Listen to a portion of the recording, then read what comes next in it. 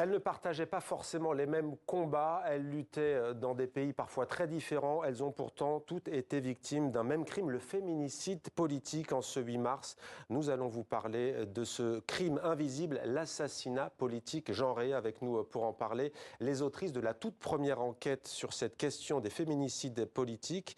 Bonsoir Sophie Boutboul, soyez la bienvenue sur TV5 Monde, et bonsoir Leïla Mignano. Vous êtes toutes les deux journalistes à YouPress, journalistes indépendantes, et votre site internet s'appelle Femmes à abattre, ils ne les feront pas taire. Sophie Boutboul, d'abord, aujourd'hui, chez nos confrères de Mediapart, on peut lire les 2 premiers volets de votre enquête. C'est quoi un assassinat politique genré? Comment définiriez-vous un féminicide politique? Alors en fait, bien sûr, déjà pour commencer, ce qui est important de dire, c'est que tout féminicide est politique, mais tout féminicide n'est pas forcément un assassinat politique genré. Un assassinat politique genré, qu'est-ce que c'est? C'est une femme qui est engagée dans la vie publique et qui va être tuée pour son combat, mais également pour son genre. Ouais. Et donc ça peut concerner aussi bien des élus, des militantes, défenseuses des droits humains, des journalistes, des avocates, même des artistes. Et on a travaillé sur ces féminicides politiques à travers le monde, dans une base de données inédite, avec 2 data journalistes, Hélène Molinari et Rouya Tassal, qui ont travaillé sur cette base de données, qui recense aujourd'hui 287 assassinats de femmes militantes. Et parmi ces assassinats, on a réussi à prouver que certains étaient bel et bien des féminicides Ce bilan politiques. tragique, c'est dans le monde et pour l'année 2022? Alors, dans le monde entier, nous avons travaillé sur une période qui est de 2010 à 2022, puisqu'en fait, en 2010, c'est l'année où l'ONU a déclaré officiellement dans un rapport qu'il y avait une augmentation constante des violences et des meurtres à l'égard des femmes engagées dans la vie publique, des militantes des droits humains. Alors, si on comprend bien ce que vous nous dites, Sophie Boutboul, Leïla Mignano, je me tourne à vous, c'est qu'un féminicide politique, on est tué d'abord pour son action politique, mais aussi parce qu'on est femme. Ça veut dire quoi? Ça veut dire qu'une femme qui fait de la politique, c'est plus risqué qu'un homme qui fait de la politique? C'est pas plus risqué, c'est des risques différents. Les femmes vont être confrontées à des risques différents, c'est-à-dire qu'elles vont subir des menaces différentes. On va les menacer, par exemple, de violences sexuelles. Ouais. Quelque chose qui est très ciblé. Elles vont aussi, quand elles sont tuées, être victimes de modes opératoires particuliers. Par exemple, nous, dans notre enquête, on prouve qu'elles sont surtuées, overkilled. Surtuées, ça veut dire quoi? C'est-à-dire qu'on pourrait simplement leur mettre une balle dans la tête, mais on va leur mettre plutôt 10 balles dans la tête, on va leur mettre 10 coups de couteau, on va exposer leur corps. Ou alors c'est précédé de viols, d'actes de torture notamment, vous l'avez connu cette question notamment en Syrie, vous? Exactement. Donc moi, j'ai moi-même couvert la Syrie dans le passé, mais effectivement, on trouve ces modes opératoires très genrés dans le monde entier, en fait. Ouais. Vous avez travaillé sur la question du Kenya aussi. Oui. Donc en fait, aujourd'hui, dans Mediapart est publié notre enquête au Kenya.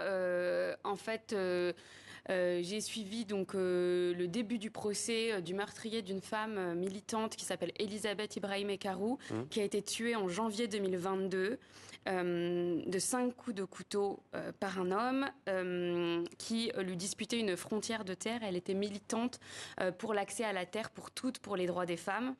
Et donc, elle dérangeait. Elle dérangeait, bien sûr. Elle était très impliquée dans la vie locale de sa communauté et en fait, son assassinat a été déclencheur de grandes manifestations au Kenya, de féministes qui sont descendues dans les rues pour dire stop. C'est pour ça qu'il y a eu un procès cette fois, oui, parce que vous travaillez sur l'impunité aussi. Voilà, c'est ça, pour dire stop à l'impunité dans les assassinats politiques de défenseuses des droits humains, parce qu'en fait, au Kenya, ces dernières années, il y a eu plusieurs militantes tuées sans qu'il y ait de procès, par exemple Caroline Mwata, Johanna Studgebury ou encore Esther Mwikali, et donc à son procès, il y avait énormément de femmes militantes venues de différentes villes du Kenya pour soutenir et pour faire de ce procès une tribune, en fait, contre ces assassinats politiques genrés. Alors, j'allais vous dire, est-ce qu'il y a un profil de pays type dans lesquels il y a des féminicides? La réponse est évidemment non. Ça peut être des pays en zone de guerre, de conflit, ça peut être des régimes autoritaires, des dictatures. On a notamment parlé de la Syrie après le soulèvement de 2011 et la guerre civile. Mais c'est intéressant cette question de la terre parce qu'on sait qu'il y a de nombreuses militantes écologistes. Vous rentrez de Colombie.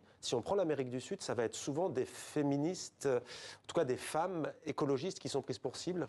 Alors la Colombie, c'est, selon les données disponibles, le pays qui est le plus touché par les assassinats politiques genrés.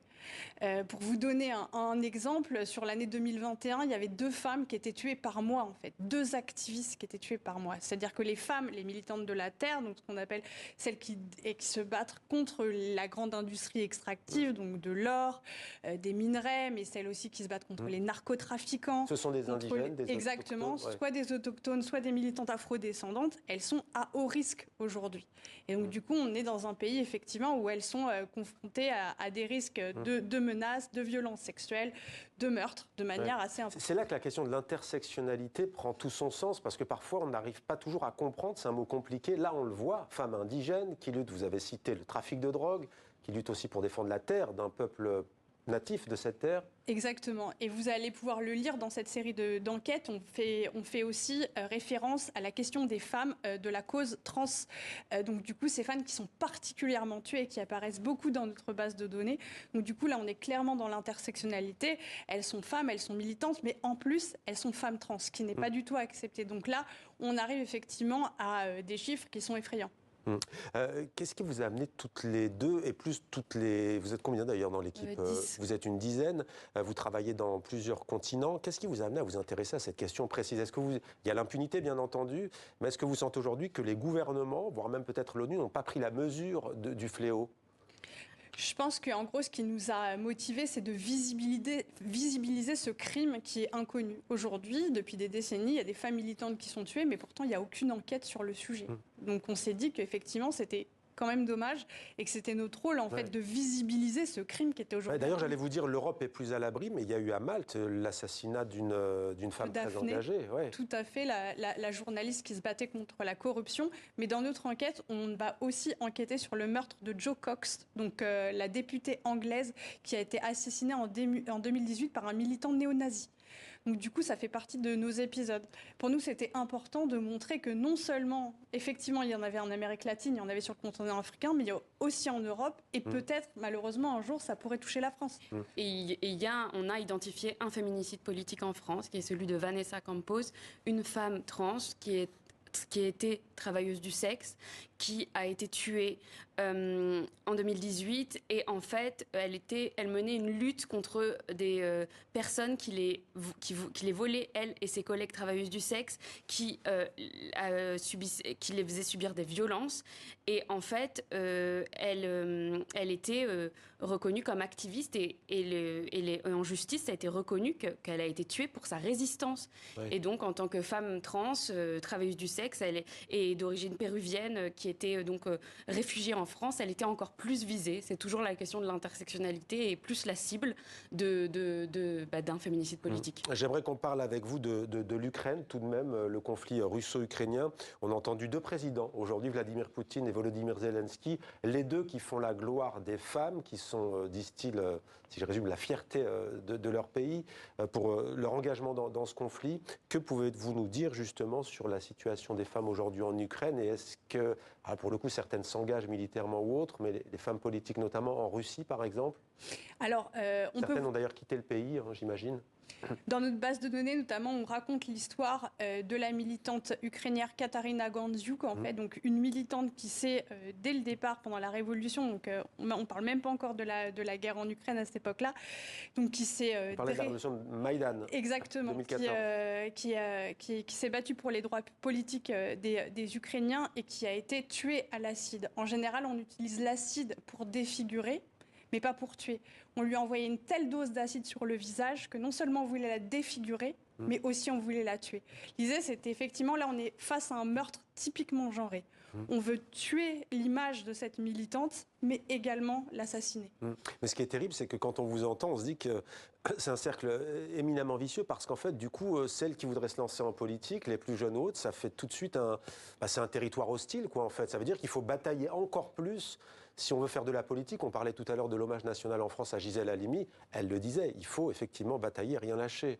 Mais en fait, le problème, c'est que ces hommes, je dis ces hommes parce que les assassins que nous avons identifiés sont à 100% des hommes. Ouais, j'allais vous poser la question, mais c'est vrai qu'il n'y a pas de femmes qui commettent de féminicides. En tout cas, dans notre base de données, ce ne sont que des hommes.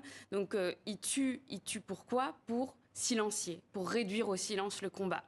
heureusement, même si dans certains cas, bien sûr, puisque les militantes sont tuées, ça va donner des difficultés aux autres, à leurs camarades, à leur communauté. Ça va envoyer un message de terreur dans ces communautés. Mais il y a un proverbe qui nous a porté dans ce travail et qui porte beaucoup de militantes à travers le monde, qui est « ils voulaient nous enterrer ». Ils ne savaient pas que nous étions des graines. Et donc, en fait, les graines, c'est comme ça que se sont appelées les héritières de Marielle Franco au Brésil. Donc, cette femme conseillère municipale qui a été tuée en mars 2018. Les graines de Marielle Franco, c'est ses héritières. Et à travers le monde, il y a toutes ces héritières, toutes les camarades de ces femmes qui ont été tuées, qui continuent de porter leur combat, qui continuent de se battre pour obtenir justice pour elles. Ouais. Dans votre équipe, il y a des hommes? Il y en a un. David Breger, qui a fait un travail exceptionnel, qui va être publié en Belgique notamment. Sur les maltraitances et les violences subies par les militantes en Belgique.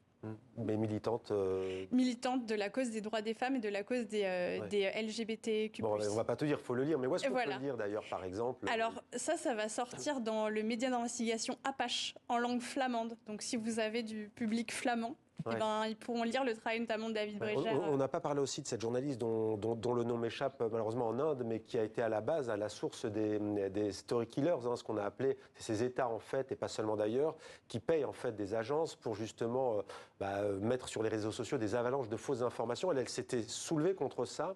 Elle a été assassinée par des extrémistes hindous aujourd'hui. Est-ce qu'il y a un continent, vous l'avez dit, l'Amérique latine est beaucoup plus touchée. Est-ce qu'il y a un pays, selon vous, qui a pris la mesure dans vos études de ce fléau et qui agit concrètement? Je pense qu'il faut souligner deux choses, c'est que la Colombie et la Bolivie ont accepté de reconnaître le féminicide dans le code pénal. Donc ça, c'est une avancée en général. Mais c'est une avancée parce que ça permet de documenter. C'est-à-dire que du coup, on va documenter les motifs genrés dans les assassinats. Donc déjà, c'est un premier pas. La France, par exemple, n'a pas du tout pris cette direction. Donc voilà, ça on peut le dire. Par contre, nulle part dans le monde ne sont reconnus les féminicides. Et dire peut-être aussi ce soir que comme les féminicides entre guillemets que l'on connaît notamment en France et partout dans le monde, il faut que les femmes, y compris en politique, osent aller voir la police et les autorités. Parce qu'on imagine qu'elles ne le font pas forcément. En fait, c'est compliqué. On sait qu'en France, dans tous les cas, que ce soit féminicides conjugaux ou féminicides non intimes, il y a une problématique quand des femmes se rendent à la police. Il y a un manque d'enquête. Mais déjà en temps normal, mais là on imagine les réponses qu'elles peuvent s'entendre dire. Mais vous faites de la politique, il faut accepter les coups, il faut accepter l'agressivité sur les réseaux sociaux. Il y a par exemple dans l'émission À l'air libre de Mediapart qui est en ligne depuis cet après-midi, il y a une représentante du PCF qui s'appelle Marie-Chantal Guzman qui a été violentée par un candidat RN lors des départementales en 2021, violentée physiquement avec des insultes sexistes. Tapée avec un pinceau, le pinceau avec lequel elle était en train de coller des affiches. Et donc, c'est des violences sexistes. Elle a déposé plainte. Il ne s'est rien passé. Donc, je veux dire, aujourd'hui, police et justice ne prennent pas forcément la mesure de toutes les violences sexistes et sexuelles. Merci beaucoup Sophie Boutboul, merci à vous Leïla Mignano. Je rappelle donc le titre de votre site internet que l'on conseille vivement, Femmes à abattre, ils ne les feront pas taire. Merci à toutes les deux d'être venues sur notre plateau ce soir dans 64 minutes sur TV5 Monde.